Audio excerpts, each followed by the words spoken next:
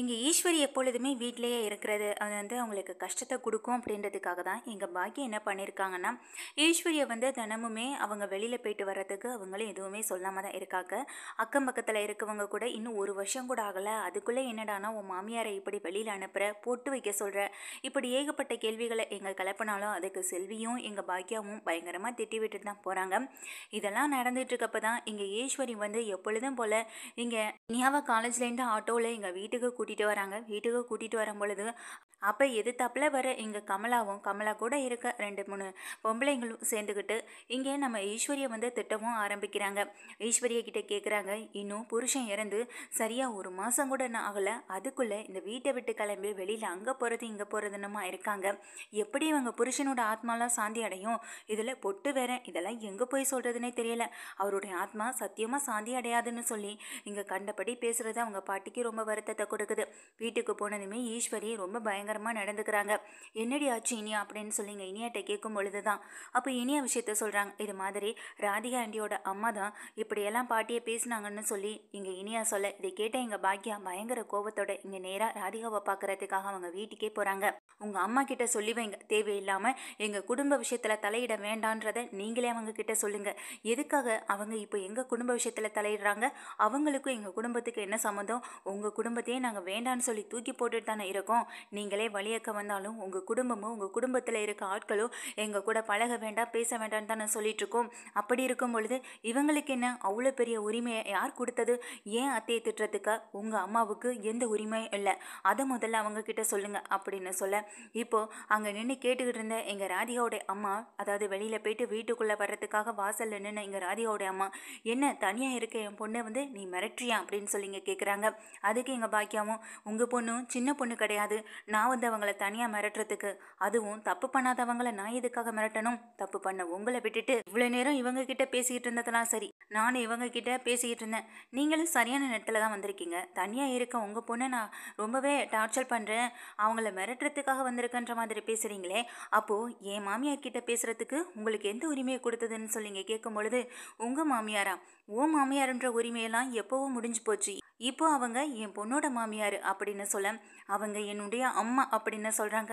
அம்மாவா? பேருக்கு தான் அம்மாலாம், மற்றபடியெல்லாம் அவங்களுக்கும் உனக்கும் எந்த உறவும் இல்லை, எந்த இரத்த பந்தமும் கிடையாதுன்னு சொல்லி இங்கே வந்து கமலாவும் சொல்கிறாங்க. கமலா இப்படி பேசினதை கேட்டதுமே எங்கள் பாக்கியாவுக்கு பயங்கரமான ஒரு கோவம் வருது.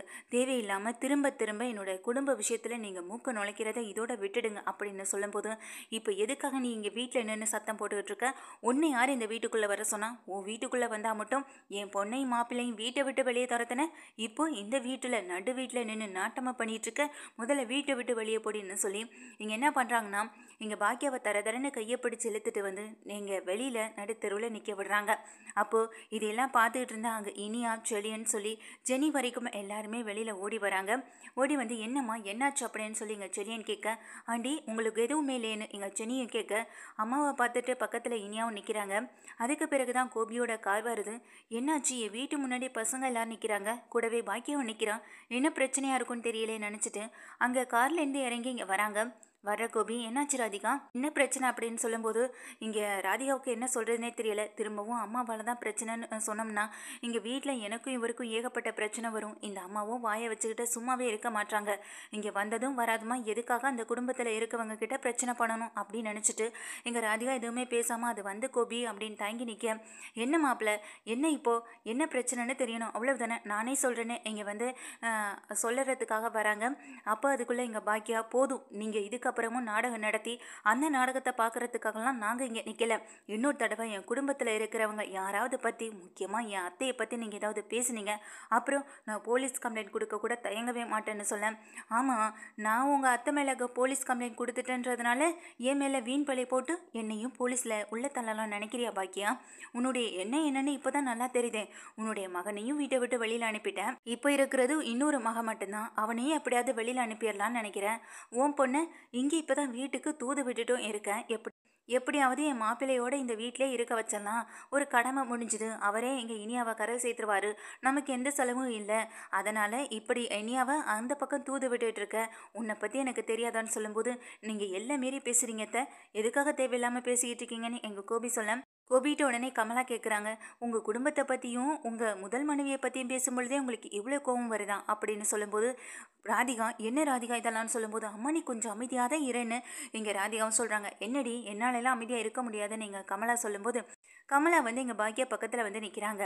நான் ஏதோ புதுசாக பேச வந்துட்ட மாதிரி பேசுகிறேன், அக்கம் பக்கத்தில் இருக்கவங்கலாம் இப்படி பேசுகிறாங்களே, இப்படியெல்லாம் நடந்துக்கிட்டால் அது நமக்கும் அவமானம் தானே, நம்மளும் சம்மந்தி வீட்டுக்காரவங்களா போயிட்டோமேன்றதுக்காக தான் நான் உன் மாமியார்கிட்ட அப்படி பேசினேன், அதில் என்ன தப்பு வேண்டி கிடக்கு, அக்கம் பக்கத்தில் பேசுகிறவங்களாம் சரி, நான் பேசினா தப்பா, உன் முகத்துக்கு நேராக இது வரைக்கும் யாரும் வந்து பேசலன்னு சொல்லு அப்படின்னு கேட்குறப்போ அதுக்கு எங்கள் பாக்கியா சொல்கிறாங்க, என் முகத்துக்கு நேராக பேசினவங்க விட இப்படி நீங்கள் என் அத்தையோட முகத்துக்கு நேராக அவங்கள காயப்படுத்துகிற மாதிரி பேசுனதை நீங்கள் மட்டும்தான், ஏன் இங்கே நீங்கள் வந்து எங்கள் அத்தையை திட்டுறீங்களே, அப்போ நீங்கள் சரியாக இருக்கீங்களா, பொட்டு வைக்கக்கூடாது, இப்படி நீங்கள் மினிக்கிட்ட தெரியக்கூடாதுன்னு ஏகப்பட்ட ரூல்ஸ் போடுற மாதிரி எங்கள் அத்தைகிட்ட கேள்வி கேட்குறீங்களே, அப்போ நீங்கள் எப்படி இருக்கீங்கன்னு சொல்லி இங்கே கமலாவை பார்த்து கேள்வி கேட்குறாங்க பாக்கியா. பாக்கியா கேட்டதுமே அதுக்கு கமலா சொல்கிறாங்க, நான் ஒன்றும் என்னுடைய புருஷன் செத்து உடனே இந்த மாதிரியெல்லாம் நான் வீட்டை விட்டு கிளம்பவும் இல்லை, பொட்டுப்பு வைக்கவும் இல்லையே அப்படின்னு சொல்ல அதுக்கு எங்கள் பாக்கியா, நீங்கள் இருந்த காலம் வேற, இப்போ இருக்கிற காலம் வேற, உங்களுடைய காலத்துக்கெல்லாம் எங்கள் அத்தையை கொண்டு வந்து நான் நிறுத்த முடியாது, இப்போ எப்படி இருக்காங்களோ அதுக்கேற்றது போல தான் நான் என் அத்தையை என்னால் மாற்ற முடியும், அவங்களே இப்போ தான் மாமாவோட இறப்புலேருந்து கொஞ்சம் கொஞ்சமாக வெளியில் வந்துட்டு இருக்காங்க, அவங்கள எப்படி முழுசாக அந்த இடத்துலேருந்து வெளியில் கொண்டு வரதுன்னு நாங்கள் வீட்டில் இருக்கவங்க எல்லாரும் ஒவ்வொரு நாளும் படாத பாடுபட்டுருக்கோம், அந்த கவலையெல்லாம் உங்களுக்கு எதுக்குங்க, நீங்கள் எதுக்காக எங்கள் குடும்ப விஷயத்தில் தலையிட்டு இருக்கிற பிரச்சனையை பெருசுப்படுத்திட்டு இருக்கீங்க, அவங்களுடைய மனசு எவ்வளோ காயப்பட்டிருக்கோம் நீங்கள் பேசினதை கேட்டுன்னு சொல்லும்போது, என்ன ராதிகா அப்படி உங்கள் அம்மா என்ன பேசிட்டாங்க எங்கள் அம்மாவை பார்த்துன்னு சொல்லி எங்கள் ராதிகாவை பார்த்து கோபி கேட்க, அது ஒன்றும் இல்லை மாப்பிள்ள, உங்கள் அம்மா இப்படி வீட்டிலேருந்து கிளம்பி வெளியில் போகிறதெல்லாம் சரியா, உங்கள் அப்பா இறந்து இன்னும் 1 மாதம் கூட ஆகலை, அதுக்குள்ளே வீட்டை விட்டு வெளியில் போகிறதும் வரதுமா இருக்காங்க, நெத்தியில் பொட்டெல்லாம் வைக்க ஆரம்பிச்சிட்டாங்க, அதெல்லாம் தவிர அப்படி இருக்கக்கூடாதுன்னு அவங்க மூஞ்சுக்கு நேராக எடுத்து சொன்னேன்னு சொல்லும்போது அதுக்கு எங்கள் பாக்கியா பயங்கரமாக கோவப்பட்டு கமலாட்ட கேட்குறாங்க, அவ்வளவுதான் சொன்னீங்களா, அதையும் மீறி நீங்கள் எல்லை மீறி எங்கள் அத்தைக்கிட்ட பேசலை நடந்துக்கலை, எனக்கு எதுவுமே தெரியாதுன்னு நினைக்காதீங்க அப்படின்னு சொல்லும்போது இங்கே கமலாவும், நான் அப்படி எதுவுமே நடந்துக்கலை, அக்கம் பக்கத்தில் இருக்கிறவங்க என்ன பேசுனாங்களோ அதை விட கம்மியாக தான் நான் உங்கள் அத்தைக்கிட்ட எடுத்து சொன்னேன், இப்படி பேசினாலாவது புரிஞ்சுப்பாங்க, வீட்டை விட்டு வெளியில் கிளம்ப மாட்டாங்கன்றதுக்காக தான் நான் சொல்ல வந்தேன், அதை நீ புரிஞ்சுக்கிட்டு இப்படி தப்பாக வந்து என் வீட்டு வாசலில் முன்னே நீ சத்தம் போட்டுக்கிட்டு இருக்க அப்படின்னு சொல்ல, ஆமாங்க நான் அப்படி தான் சத்தம் போடுவேன், எங்கள் அத்தையை பார்த்துக்க எனக்கு தெரியும், அதை நீங்கள் சொல்லி கொடுத்து தான் செய்யணுன்ற அவசியம் எங்கள் குடும்பத்தில் யாருக்கும் இல்லை, ஆமாம் முதல்ல நீங்கள் யார், எங்கள் குடும்பத்துக்கு நீங்கள் யார் அப்படின்னு சொல்லி எங்கள் பாக்கியாவும் கேள்வி கேட்க, உன் குடும்பத்துக்கு இல்லை, உனக்கு நான் யாரையுமே இல்லாமல் இருக்கலாம், ஆனால் என்னையை பொறுத்த வரைக்கும் அவங்க சம்மந்தி வீட்டுக்காரவங்க, அப்படி அவங்க இருக்கிறது 4 பேர் தப்பாக பேசினாங்கன்னா அதை கேட்கும்போது எனக்கு கஷ்டமாக இருக்கும், அதுக்காக தான் நானும் வந்து சொன்னேன்னு சொல்லும்போது அதுக்கு உடனே எங்கள் கோபியும், என்ன இருந்தாலும் எங்கள் அம்மா கிட்ட நீங்கள் இப்படி பேசுனது தப்பு, ஏற்கனவே உங்களால் ஒரு பெரிய பிரச்சனை வந்து அதுலேருந்து தான் எனக்கும் ஏகப்பட்ட பிரச்சனைகள் வர ஆரம்பிச்சுது, இப்போ அதையும் மீறி திரும்ப திரும்ப எங்கள் அம்மா கிட்ட நீங்கள் வாலண்டரியாக போய் பேசுறது எவ்வளோ பெரிய தப்பு தெரியுமான்னு சொல்லும்போது, என்ன மாப்பிள்ள திரும்ப திரும்ப உங்கள் குடும்பம்னு அவங்கள பற்றியே பேசிக்கிட்டு இருக்கீங்களே தவிர இங்கே நம்ம ராதிகாவை பற்றியோ மயுவை பற்றியோ ஒரு நாளும் யோசிக்க மாட்டீங்களேன்னு சொல்லும்போது, இங்கே பாருங்கள் தேவையில்லாமல் என் குடும்ப விஷயத்தில் தலையிடாதீங்க, என்ன ராதிகா இதெல்லாம், உங்கள் அம்மா வந்தோமா பார்த்தோமான்னு கிளம்பினோமான்னு இல்லைமான்னு இந்த வீட்டில் இருந்துக்கிட்டு எதுக்காக தேவையில்லாத பிரச்சனை ஏற்படுத்திட்டு இருக்காங்க அப்படின்னு சொல்லி இங்கே ராதிகாட்ட சத்தம் போடுறாங்க கோபி.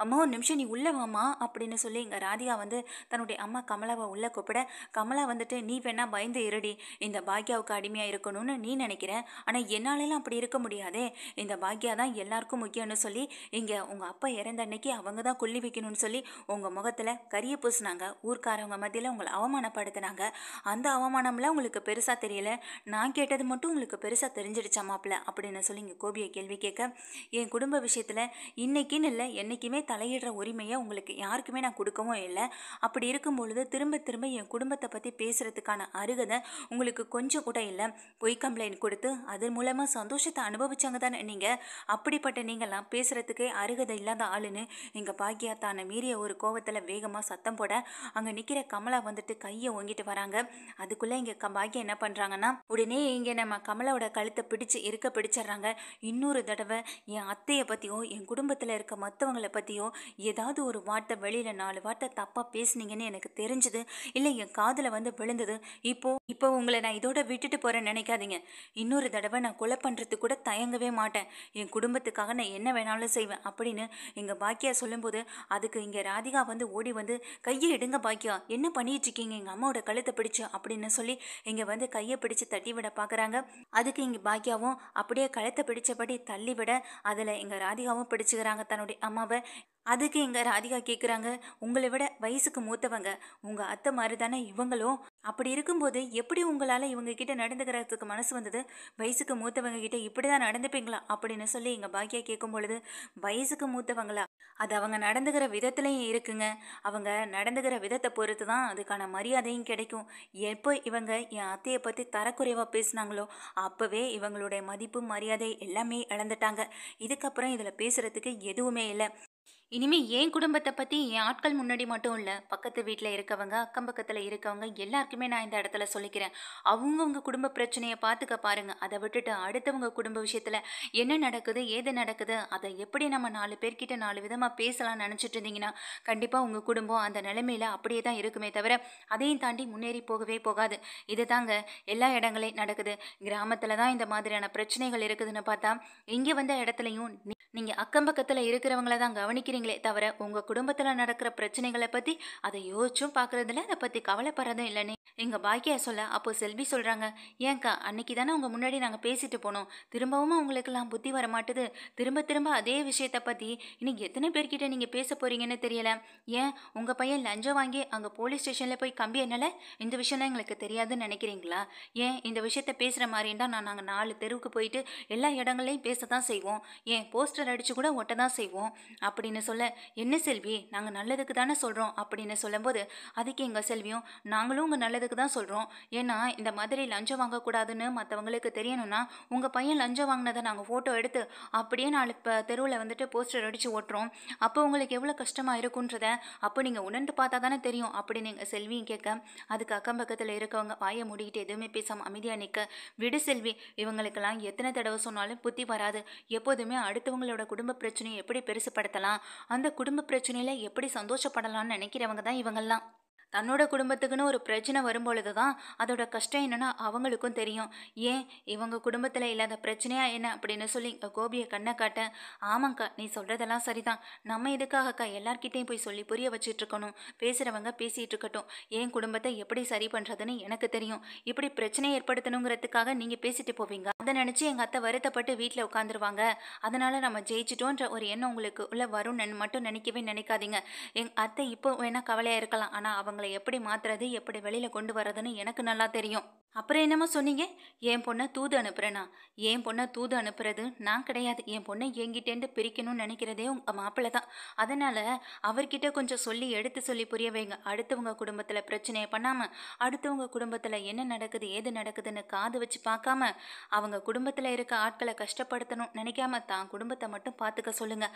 அப்போ தான் அவரும் உருப்பிடுவார், அவருடைய பிஸ்னஸும் உருப்பிடுன்னு சொல்லும்போது, ஏய் பாக்கியா அப்படின்னு சொல்லி எங்கள் கையை நீட்ட, இங்கே பாருங்க கோபி, உங்களுக்கும் நான் இதை தான் சொல்லிக்கிறேன், என் பொண்ணு இனிமேல் உங்களை தேடி வரவே மாட்டா, அவளுக்கு என்ன பண்ணணும் ஏது பண்ணணுன்றது எங்களுக்கு நல்லாவே தெரியும், எல்லாம் ஒன்னால தாண்டி, இப்படி உன் அப்பாவை இப்படி யார்கிட்டையும் சொல்லாமல் தேடி வந்து பார்க்க வந்தல, இப்போ பாத்தியா நம்ம குடும்பத்தை எப்படி அசிங்கப்படுத்தணுங்கிறதுக்காக எந்தெந்த விஷயத்தெல்லாம் இழுத்து வச்சு பேசுகிறாங்கன்னு பார்த்தியா அப்படின்னு சொல்லி எங்கள் பாக்கியா சொல்ல, எங்கள் இனியா எதுவுமே பேசாமல் தலை குனிஞ்சு நிற்கிறாங்க. இங்கே ஜெலியனும் உடனே சொல்கிறாங்க, என்ன டாடி இதெல்லாம், உங்களை பார்க்கணும் பேசணும்னா கூட அதுக்கும் நாங்கள் இவங்க கிட்ட அனுமதி வாங்கி தான் வரணுமா? அப்படி அனுமதி வாங்கிட்டு வந்து உங்களை பார்க்குற அளவுக்கோ பேசுகிற அளவுக்கோ எங்களுக்கு நீங்கள் எதையுமே செஞ்சிடல, உங்கள் மேலே ஒரு அப்பான்ற பாசம் இருக்கத்தான் செய்யுது, ஆனால் அதையும் மீறி நீங்கள் எங்களுக்கு எந்த விஷயத்தையுமே செஞ்சிடல டாடி அப்படின்னு சொல்கிறாங்க. இதை கேட்ட எங்கள் கோபி, என்ன செல்லியா அப்படின்னு நீங்கள் பார்க்கும் பொழுது, நீங்கள் வாங்கம்மா அப்படின்னு எங்கள் தன்னுடைய அம்மா வந்துட்டு பாக்கியதை வந்துட்டு கூப்பிடுறாங்க. அதுக்குள்ளே எங்கள் பாக்கியா சொல்கிறாங்க, இன்னொரு தடவை என்கிட்ட இந்த மாதிரி எகிற வேலையோ இல்லை என் குடும்பத்தை ஆளுங்க கிட்ட கஷ்டப்படுத்தணும்னு நினச்ச வேலையோ இதில் யாராவது ஒருத்தவங்க வச்சுட்டாலும் கூட அதுக்கப்புறம் நான் மனுஷியாவே இருக்க மாட்டேன். இப்போ உங்கள் கழுத்தை நெரிச்சேன், இன்னும் இன்னொரு தடவை அப்படியெல்லாம் நெரிச்சிட்டு சும்மா விட்டுட்டு போக மாட்டேன். நான் போலீஸ் ஸ்டேஷனுக்கே போனாலும் பரவாயில்லன்னு சொல்லி கொலை பண்ணிட்டு போகிறதுக்கு கூட தயங்கவே மாட்டேன் அப்படின்னு சொல்லி எங்கள் பாக்கியா மிரட்டுறாங்க. அதே நேரம் கையை எடுத்து சொடக்கு போட்டுட்டு எங்கள் கோபிகிட்டையும் சொல்கிறாங்க, ஏன் பொண்ணு உங்ககிட்ட தூது அனுப்பிவிட்டு அப்படி நான் என்ன செய்ய போகிறேன்? நீ இல்லாத இந்த வாழ்க்கை தான் எங்களுக்கு நரகமே இல்லாத சந்தோஷமான ஒரு சொர்க்கமான வாழ்க்கையாக இருக்குது. இந்த வாழ்க்கையில் நாங்கள் எங்கள் குடும்பமே சந்தோஷமாக இருந்துகிட்டு இருக்கோம். திரும்ப எங்கள் வாழ்க்கையிலையோ எங்கள் வழியிலேயோ குறுக்க வராமல் இருந்தாலே போதும். அதே நேரம் எங்கள் கமலாவை பார்த்தும் கடைசியாக ஒரு வார்த்தை சொல்லிட்டு கிளம்புறாங்க எங்கள் பாக்கியா. அதாவது, நான் வாழ்க்கையில் கஷ்டப்பட்டுட்டு இருக்கேன், சந்தோஷமாக இல்லை, இவர் என்னை விட்டு போனதுக்கு பிறகு தான் நான் கஷ்டங்களே அனுபவிச்சுட்டு இருக்கேன்னு நீங்கள் நினச்சிட்டு இருக்கலாம். உண்மையை சொல்லப்பா, இப்போ தான் என் வாழ்க்கையில் சந்தோஷம் அப்படின்னாலே என்னன்றது எனக்கு நல்லாவே தெரியுது. உண்மையிலேயே நான் சந்தோஷமாக தான் வாழ்ந்துட்டுருக்கேன். சந்தோஷமாக எனக்கு பிடிச்ச விஷயங்களை செஞ்சிட்ருக்கேன். என் பிள்ளைங்களை நல்லா பார்த்துட்ருக்கேன். என் பிள்ளைங்களை பார்த்து வளர்த்துட்ருக்கேன். எனக்கு அவளுக்குன்னு ஒரு நல்ல வாழ்க்கையை தேர்ந்தெடுத்து அதில் அவளை என்னால் அனுப்ப முடியாது நினச்சிட்ருக்கீங்களா? எல்லாத்தையும் என்னால் செய்ய முடியும். கடைசியில் இங்கே கஷ்டப்பட்டுட்டு இருக்கிறது யாருன்னு உங்களுக்கே நல்லாவே தெரியும் அப்படின்னு இங்கே ஜாடமாடையா ராதிகாவை பற்றி சொல்லிட்டு அங்கேருந்து கிளம்புறாங்க எங்கள் பாக்கியா. இங்கே ஒட்டுமொத்தமாக தெரு முன்னாடி அசிங்கப்பட்டு நிற்கிறாங்க. கமலாவும் அக்கம் பக்கத்தில் இருக்கவங்களும் வெட்கி தலை குனிஞ்சி இந்த விஷயத்தை பற்றி இனிமேல் பேசக்கூடாது, அவங்க குடும்பத்தில் நடக்கிற விஷயங்களை நம்ம பேசுகிறது தவறு தான் அப்படின்னு மனசளவில் அதை புரிஞ்சுக்கிட்டு அவங்களும் அங்கேருந்து கிளம்பி போயிடுறாங்க. இங்கே இனியாவும் தன்னுடைய டாடியை பார்த்து முறைச்சபடியாக இங்கேருந்து கிளம்பி போக இங்கே உள்ள வர கோபி பயங்கரமாக சத்தம் போடுறாங்க எங்கள் ராதிகா கிட்ட, எதுக்காக இந்த தேவையில்லாத வேலை? என் அம்மாவை பற்றி பேசுகிறதுக்கு உங்களுக்கு என்ன உரிமை இருக்குது அப்படின்னு சொல்லி இங்கே கேட்குறாங்க. என்ன கோபி, நீங்களும் பாக்கியா மாதிரி அப்படின்னு எங்கள் ராதிகா கேட்கும் பொழுது அதுக்கு கோபி சொல்கிறாங்க, பாக்கியா பேசுனது சரி தவறுன்றதை பற்றி நான் பேசுகிறதுக்காக இந்த இடத்துல வரல. ஏற்கனவே என் அம்மா வந்துட்டு என்கிட்ட பேசினாமல் போனதுக்கு முக்கிய காரணமே யாருன்னு உனக்கு நல்லா தெரியும்ல. இதுக்கு நீயும் கூட தானே இருந்த ராதிகா. அன்னைக்கு மட்டும் இவங்க தவறான ஒரு விஷயத்தை மட்டும் அங்கே வந்து சொல்லாமல் இருந்திருந்தாங்கன்னா இப்போ எனக்கு இந்த பிரச்சனை வந்திருக்குமா? என் அம்மா என்னை வேண்டான்னு சொல்லி தூர ஒதுக்கி வச்சிருப்பாங்களா? இப்போ இவ்வளோ பிரச்சனையை பண்ணதுக்கு பிறகும் உங்கள் அம்மா இதுக்காக இப்படிப்பட்ட வேலையை பார்க்கணும், இந்த நிமிஷமே அவங்க வீட்டை விட்டு வெளியில் போய் ஆகணும் அப்படின்னு இங்கே கோபி சத்தம் போடவும் ஆரம்பிக்கிறாங்க. நான் சொல்லிகிட்டே இருக்கேன், இவங்க என்ன இங்கே நின்றுட்டுருக்காங்கன்னு சொல்லும்போது, மாப்பிள்ளை நான் என்ன சொல்ல வரேன்றதை கேளுங்க மாப்பிள்ளை, எல்லாம் உங்களுக்காக தான் அப்படின்னு சொல்லிட்டு இருக்காங்க. ஆனால் அதையெல்லாம் காதில் வாங்காத கோபி நேராக ரூம்குள்ளே போய் அங்கே அவங்களுடைய பேக்கெல்லாம் எடுத்துகிட்டு வந்து, பிடிங்க, முதல்ல நீங்கள் ஊருக்கு கிளம்புங்க, இனிமேல் நீங்கள் இங்கே இருக்க வேண்டாம், இதுக்கப்புறம் நீங்கள் இங்கே இருக்கவே வேண்டாம், இங்கே இருந்தீங்கன்னா இன்னும் பிரச்சனைக்கு மேலே பிரச்சனையை நீங்கள் ஏற்படுத்திகிட்டே இருப்பீங்க. போதும் போதுன்ற அளவுக்கு உங்களால் ஏற்பட்ட பிரச்சனைகளெல்லாம் நாங்கள் பார்த்தாச்சு. இதுக்கப்புறமும் இங்கே இருந்து மேலும் மேலும் இந்த மாதிரி பிரச்சனையை பெருசுப்படுத்த வேண்டாம். நீங்கள் பண்ண விஷயத்தால் கடைசியில் அந்த பாக்கியா முன்னாடி நானும் அவமானப்பட்டு நிற்க வேண்டியது ஆயிடுச்சு. பாத்தியில ராதிகா அப்படின்னு சொல்லும்போது, எதுக்குமா இந்த தேவையில்லாத வேலை? உங்ககிட்ட நான் ஆரம்பத்துலேருந்து சொல்லிட்டு இருக்கேன், அதை நீ கேட்காம எதுக்காக நீ இப்படியெல்லாம் பண்ணுற? நீ பேசாமல் கிளம்பி ஊருக்கு போ அப்படின்னு சொல்ல, என்னடி இந்த நேரத்தில் நான் எப்படி போவேன் அப்படிங்கிறாங்க. நீ எப்படியோ போமா அப்படின்னு சொல்கிறாங்க ராதிகாவும். நான்லாம் உங்கள் நல்லதுக்கு தான் பண்ணிட்டு இருக்கேன், ஆனால் கடைசியில் என்னையவே இப்போ கெட்டவளாக்கி இந்த வீட்டை விட்டு வெளியில் அனுப்புறீங்களேன்னு சொல்லும்போது, நீங்கள் பண்ணுங்க மாப்பிள்ளை பண்ணுங்க, உங்கள் குடும்பத்துக்காக தானே இப்போ என்னை வீட்டை விட்டு வெளியில் அனுப்புறீங்கன்னு சொல்லும்போது, ராதிகா உங்கள் அம்மாவை பேசாமல் இந்த வீட்டை விட்டு வெளியில் போக சொல்லு, இன்னொரு வார்த்தை பேசினாங்க அப்படின்னா அப்புறம் நான் கழுத்தை பிடிச்சி வெளியில் தள்ள வேண்டிய நிலைமைக்கு வந்துடுவேன் அப்படின்னு சொல்ல, அம்மா தயவு செஞ்சு நீ கிளம்பி போமா, உன்னால் எனக்கும் இவருக்குள்ளேயே பிரச்சனை வந்துடும் போல அப்படின்னு சொல்லி தன்னுடைய அம்மாவை அந்த வீட்டிலேருந்து வெளியில் கிளப்பி அனுப்பி விடுறாங்க. வெளியில் கிளம்பி போகிற எங்கள் கமலாவும், எல்லாம் இந்த பாக்கியாவால், எல்லாம் இந்த பாக்கியா இப்படியெல்லாம் வந்து வீட்டுக்கு முன்னாடி நின்று அசிங்கப்படுத்திட்டு போனதுனால மாப்பிள்ளைக்கும் நம்ம மேலே கோவம் வந்துடுச்சு அப்படின்னு நினச்சிட்டு அந்த இடத்துலேருந்து அவமானப்பட்டு கிளம்பி போகிறாங்க எங்கள் கமலாவும். அவங்க போனதுக்கு பிறகு எங்கள் கோபி பயங்கரமாக டென்ஷனாக ஆரம்பிக்கிறாங்க. நான் போய் எங்கள் அம்மாவை பார்க்கணும் ராதிகா, இதுக்கப்புறம் எங்கள் அம்மாவை பார்த்துட்டு பேசாமல் என்னால் இருக்க முடியாது. உங்கள் அம்மா இப்படியெல்லாம் நடந்துப்பாங்கன்னு நினைக்கவே இல்லை. பாவம் அம்மாவுடைய மனசு எவ்வளோ கஷ்டப்படுத்திருக்கும். அம்மா அவங்க வெளியில் போனால் என்ன, பொட்டு வச்சா இவங்களுக்கு என்ன? ஏன் இவங்க இந்த மாதிரி வெளியில் கிளம்பி உங்கள் வீடு வரையும் வந்து தங்குறது இல்லையா? இல்லை பொட்டு வைக்காம தான் வராங்களா அங்கேருந்து அப்படின்னு சொல்லிங்க கேள்வி மேலே கேள்வி கேட்க, விடுங்க கோபி, அம்மா ஏதோ தெரியாமல் என்ன தெரியாமல் பேசிட்டாங்க. வயசில் மூத்தவங்க எல்லாம் தெரிஞ்சவங்கன்னு நினச்சிட்டு இருந்தேன், ஆனால் இப்படி இவங்க நடந்துப்பாங்கன்னு நினைக்கவே இல்லை. இன்னொரு தடவை உங்கள் அம்மா இந்த வீட்டு பக்கம் வரவே கூடாது, இதை தான் கடைசியாக இருக்கணும் அப்படின்னு எங்கள் கோபி சொல்ல, கோபி ரொம்பவே கோவமாக திட்டிட்டு உள்ளே வேகமாக போய்ட்றாங்க.